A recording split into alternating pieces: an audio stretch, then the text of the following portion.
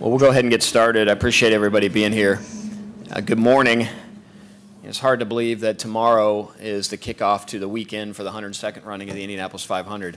It seems like just yesterday we were unveiling the logo for this year's event and checkered flagging last year's amazing finish with Tacoma winning and saying, man, we got to wait 365 days to do this again, and we are within 3 days of the start of the 102nd Indianapolis 500. One of the things we wanted to do today, we started doing these in the 100th running, was just talk a little bit about sort of operations, how traffic's going to flow, some of the things we need our customers to understand when they get here. One of the good things that's come out of the 100th running of the Indy 500 is just the momentum around ticket sales and the momentum around the excitement and passion that fans have for the Indianapolis 500. Last year's attendance was, with the exception of the 100th running, the best attendance we've had in over a decade at the Indianapolis 500 by a significant number. And this year, we are tracking to be significantly higher than last year. So this will be another one of those amazing Indianapolis 500 crowds.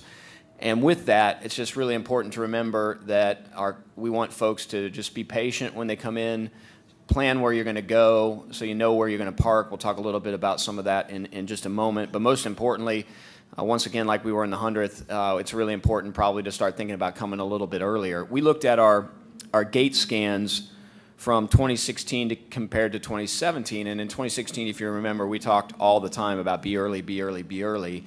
And last year, we sort of backed away from that. And if you looked at our gate scans, we had people in the venue a lot earlier that year than we did last. So we think with the crowd being even bigger this year than last year, it's important that people start thinking about coming a little bit earlier so that they don't get caught up in sort of that closer to race day traffic that can be a little bit frustrating. And that's why we also are asking folks to be patient as they come through. IMS.com/plan ahead is the best way to go see all the information related to how to get in. And also, we're encouraging folks to download the app because there's a lot of the information on the Indianapolis Motor Speedway app that can help folks. So gates open at 6 a.m. on race day. At that point, people can come in. Gift shops will be open. We'll have the Borg Warner March that we started in the 100th running, where the Borg starts in the museum and works its way around to about 10 o'clock when it ends up on the front stretch, so people can get involved and see what's going on there. Red carpet will begin at 9:30, although there may be, and Alex will have to confirm this, at 9 o'clock. I think we're going to do a special version of the red carpet for military men and women and those folks who have served in the military. We've got a handful of folks that will be walking the red carpet then, so it's a great opportunity to thank folks on Memorial Day weekend for the red carpet. So there's a lot of activity. You can get lined up for that. Be sure to see that.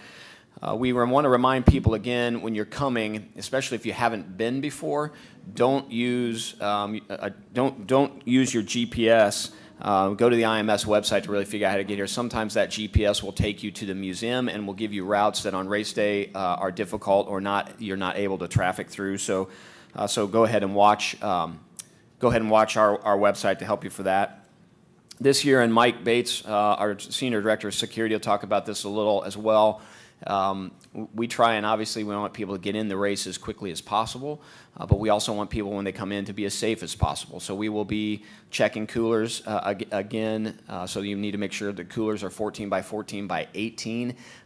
We are going to turn folks away if your coolers are bigger than that, so that's really important to remember, that 14 by 14 by 18 sizes. You can't bring glass bottles. Again, on our website and also on the app, there's a list of some of those prohibited items. One of them is a selfie stick, which a lot of people know about. The problem with this, Raphael's not liking the non-selfie stick, but those are just items that can get in the way and be a little bit dangerous. So if you look at that, just so people know what's prohibited and what isn't. Strollers are okay to bring in, but we don't want people to bring in wagons. So on practice days, oftentimes people will have a wagon and pull their kids around in wagons. We don't allow wagons on race day. It's just too much of a problem when the backsides of the grandstands are full of people moving around. Parking is probably the most difficult thing that we have at the Indianapolis Motor Speedway. So we are essentially sold out of our parking here at the Speedway. So if you didn't buy your parking pass from the Indianapolis Motor Speedway, we have seen them online for sale.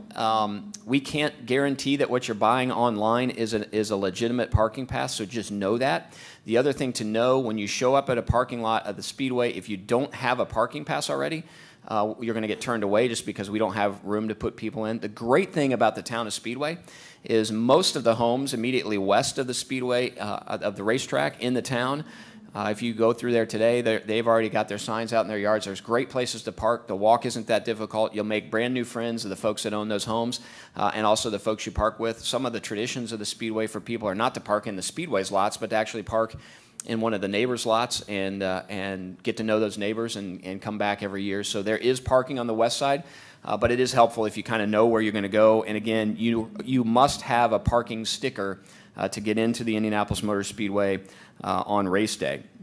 Our exterior parking lots will open at 5 a.m. While the gates open at 6, our exterior parking lots will open at 5 a.m. on race day.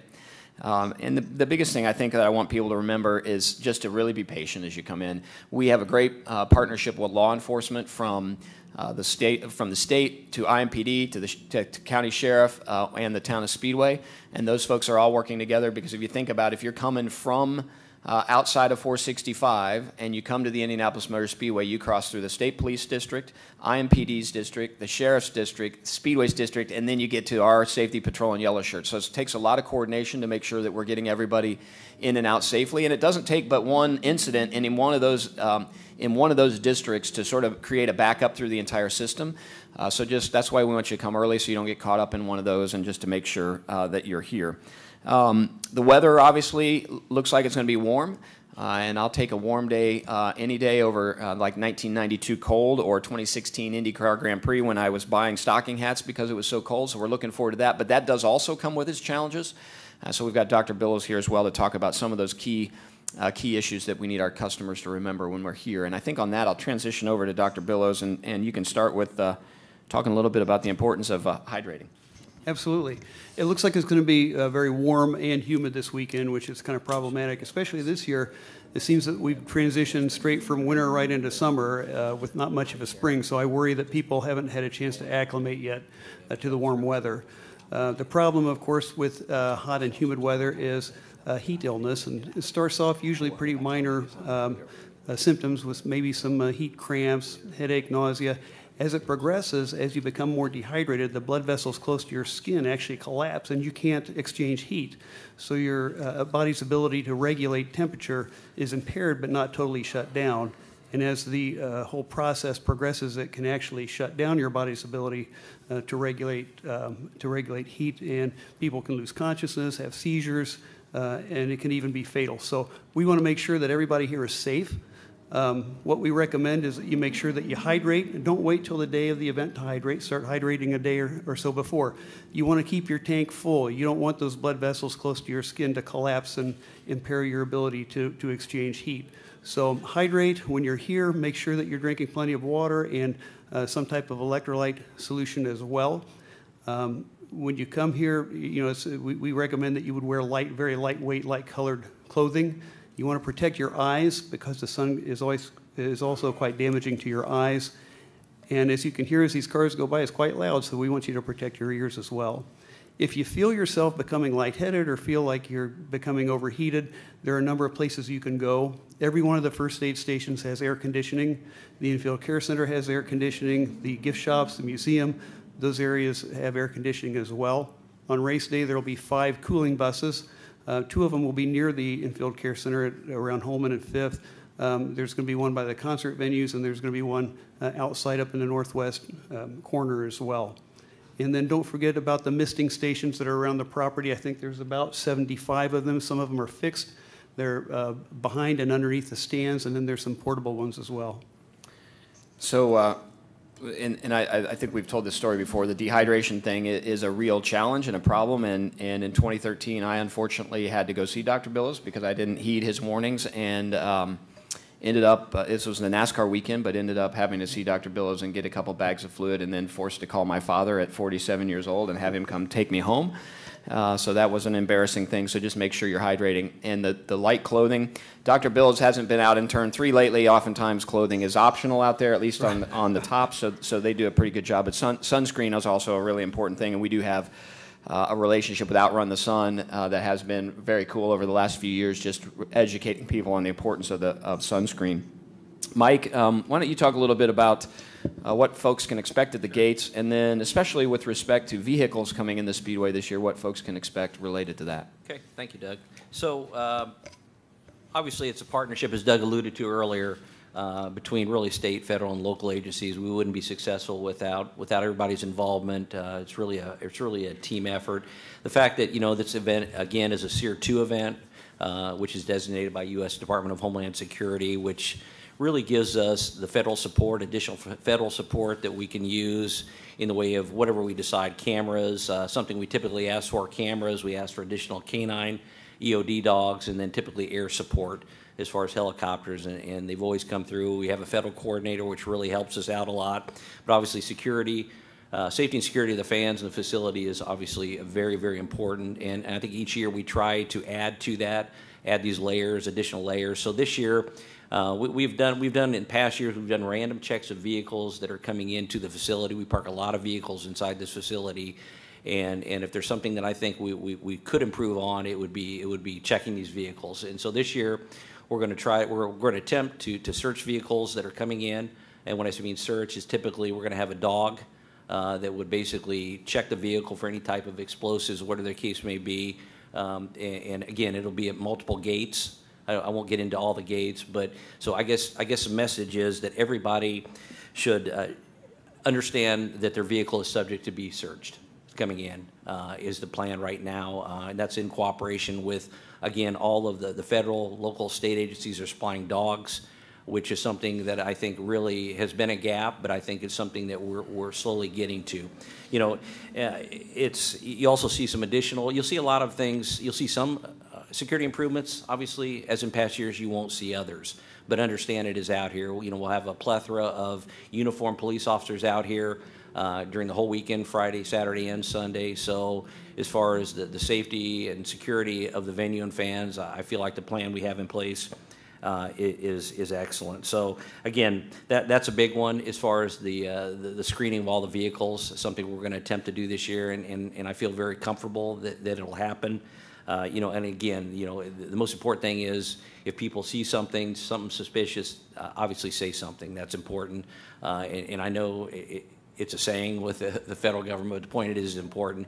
Again, if you see something that just doesn't quite seem right, we'll have uniformed officers out here. You can approach any employee, any of the safety patrol people, and let them know, and they have direct contact to Pagoda Command, and we will certainly vet whatever that is concerning to you. So I think we're good. Yeah, thank you, Mike. The biggest thing, again, this just goes back to the patient part, especially if you have a parking pass to park inside the Indianapolis Motor Speedway. You may notice as you get here that the lines might be a little longer to get vehicles in, and that is because Mike and the team with some of the dogs are just trying to make sure that we're taking care of checking vehicles as they come into the facility on race morning. So that's something new that we're adding this year, in addition to checking coolers as folks come in the gates, and then Mike and the rest of the team working hand in hand, almost hourly conversations between now and race day, just talking through with local, federal, and other agencies so that we are communicating well and are prepared to keep our customers safe. We want people to get in quickly, but more importantly, we want them to get in quickly and be safe. So that's so we're going to default to making sure that we keep everybody safe. So with that, if you decided you don't want to drive yourself here, there are still some seats available in our buses that will leave from downtown and from the airport. You can get information about that on our website. If you choose to take some other type of car service here, there are locations, pick-up and drop-off locations as well on the website, so you can look at that. But again, most important thing, and then we'll take questions, just really plan to know where you're going to go, know where you're going to park, know that if you don't have a parking pass for one of our lots, that you need to think about where else you're going to park. So plan ahead before you leave. Be patient when you travel in, and it's really important, I think, this year that everybody start thinking about coming a little bit earlier than they normally attend. And finally, on exit, one of the things that's important to remember, oftentimes when the race is over and people scramble from their seats and want to want to get in their car and go. Between the Indianapolis Motor Speedway and local law enforcement, especially if you're parked in the infield, we do not allow traffic to leave until most of the pedestrian traffic is cleared out of the way. We want to make sure that pedestrians are safe when they leave. So there may be a period of time where traffic feels stopped in the speedway, and that is because we're waiting to get through, get those on foot out. And that also feels the same on several of the roads that are close here. So when you're in a parking lot or in a neighborhood waiting to go, law enforcement is really trying to make sure that we've gotten pedestrians out of the way before we start letting traffic flow go at a rapid pace from those locations. So again, patience is needed even at the end of the day as we try and make sure everybody gets home safely. So with that, I'm happy to answer any questions related to this weekend or what we just talked about now.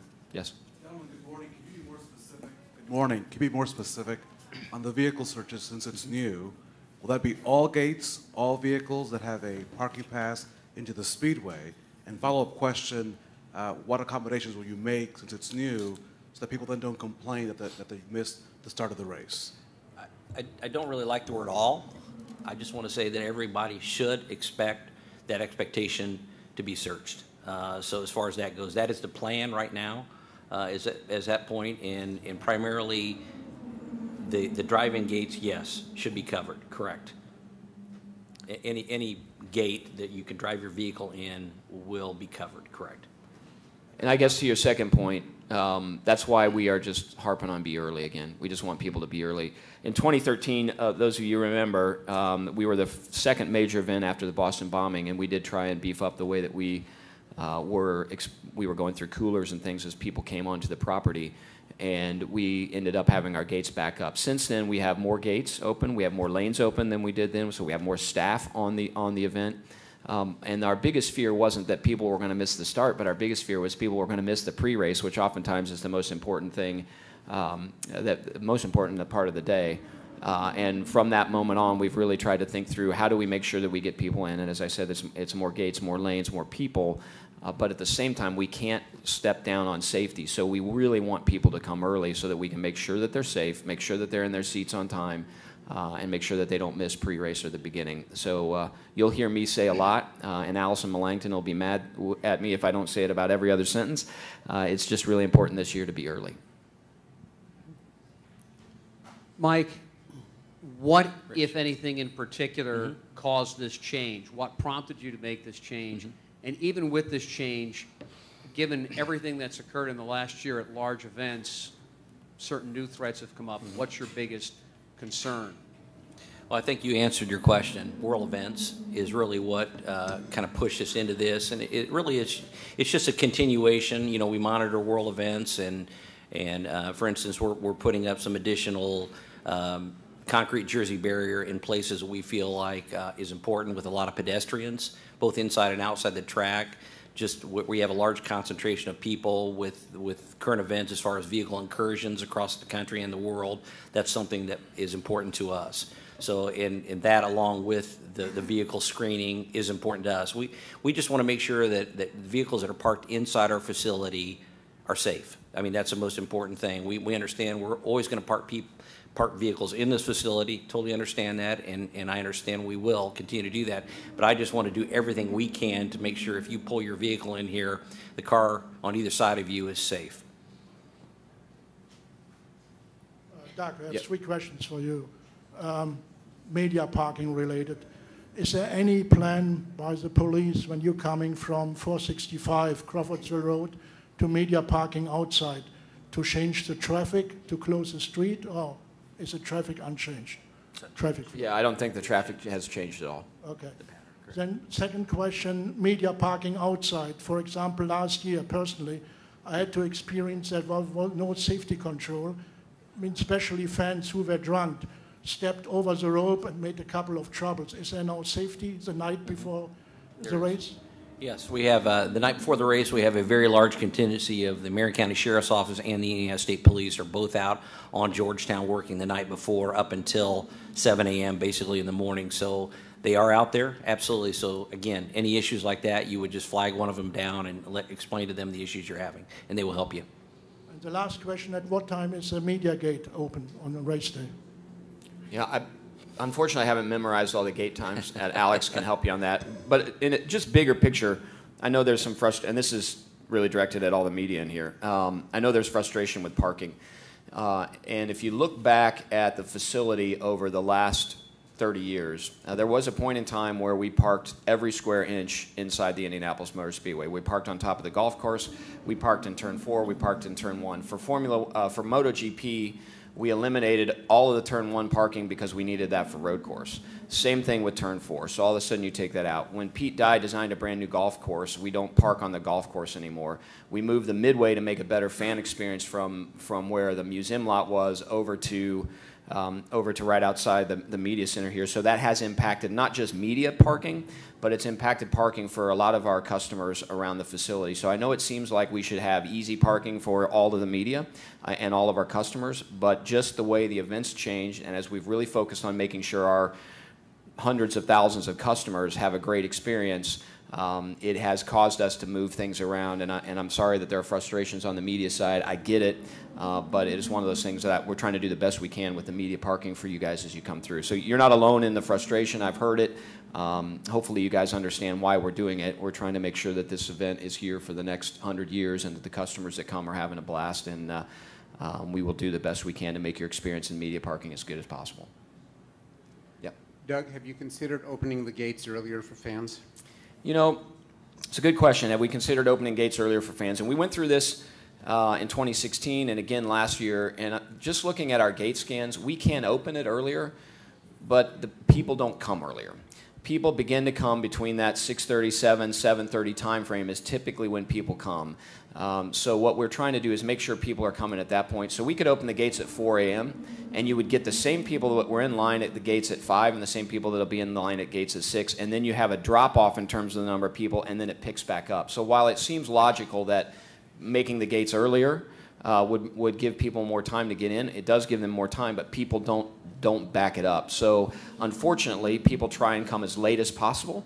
So what we're trying to do is just get them to back themselves up closer to that 6 a.m. time because we just believe looking at scans going to 5 does not really change it. The hardcore people, yeah, absolutely, they'll come at 5, but they're the same people that are going to come at 5:30 or 6 whenever we're open. Yep. Sir, are we expecting any visits from a vice president of hope? So we made a pretty cool trade this year. We love the fact that we have a sitting vice president that wants to come to our events. And this year the vice president came on Fast Friday, and he is going to be, I believe, at a wedding on race day this year. So we do not have the challenges this year that we had last year with respect to the Turn 2 area, the property, and getting folks in and out off of 16th Street. So there is no vice presidential visit this year for the Indy 500. Yep. Doctor, we've talked about security, but as you look at the weather forecast, being here the number of years you've been here, knowing what you know about race fans, how serious do you expect this to be a problem, the weather to be a problem race day? How bad do you expect things are going to get in the hospital if they don't pay attention? That's a good question. It's always interesting to try and predict. I think that we have prepared for the surge that we might get. I think that people pay attention to our suggestions. In the last few years, I think that we've done very well. So I think that we're prepared to handle whatever might present on race day. Hopefully it won't be a huge surge of people. So one thing that we talk about a lot that we would love to not have to talk about is we are the busiest level 1 trauma center in the state of Indiana on race day, and Dr. Billows would be really happy to give up that title. So I think if folks make sure that they're hydrating and just being responsible with how they're drinking and some of the other issues that take place here at the Speedway, we can get him out of having that distinction of being the busiest level 1 trauma center on race day. That'd be perfect. Anybody else? All right. Thank you very much.